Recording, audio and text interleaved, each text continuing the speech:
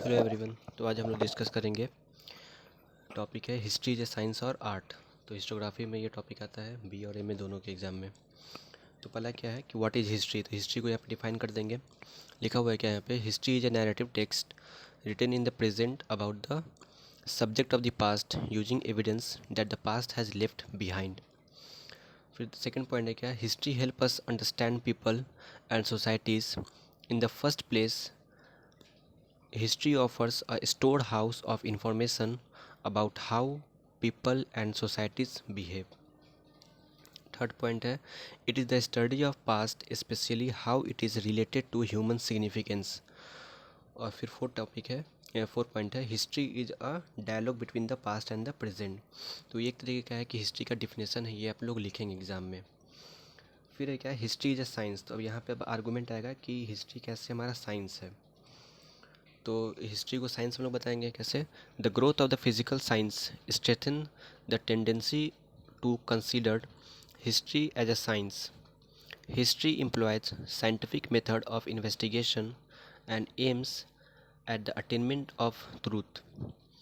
In this investigation of a problem, collection or right evidence, analysis of data, and arrival at generalization, which show the scientific methodology.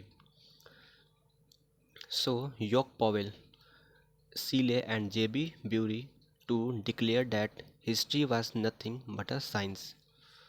अभी क्या कि history is an art. तो अब history is an art के favour पे कुछ हमारा point आएगा। तो ए एल राव से rightly pointed out through the scientific method are supplemented, history will remain always an art. History deal with human being and their activities, science deal with nature and its phenomena. तो यहाँ बोला गया क्या कि history जो है वो human beings के एक्टिविटीज़ को मतलब डील करता है, लेकिन जो साइंस होता है वो नेचर और उसके फेनोमेना को डील करता है। The historian primarily deals with what men did and work on evidence left by them. The scientist on the other hand work on inanimate object और semi animate object. History is not experimental, while science is experimental. A general law can be formulated and future occurrence can be predicted by the scientist, but historian cannot predict the future, for example, famine and war. Finally, the method of adopted by science is inductive, while that history is deductive. तो science मेरा inductive है और जो history है वो deductive nature का है।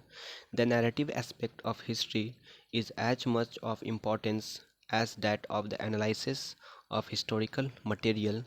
सो Carlyle and Macaulay gave importance to the literary quality of history. अब क्या है कि अब फेवर में आएगा क्या कि हिस्ट्री जो है दोनों है, बोथ साइंस और आर्ट। तो एक तरीके की ये कंक्लूज़न भी है कि हिस्ट्री हमारा दोनों है, साइंस भी है और आर्ट भी है। जिसको आप लोग लिखेंगे, history is a unique subject possessing the potentialities of both a science and an art.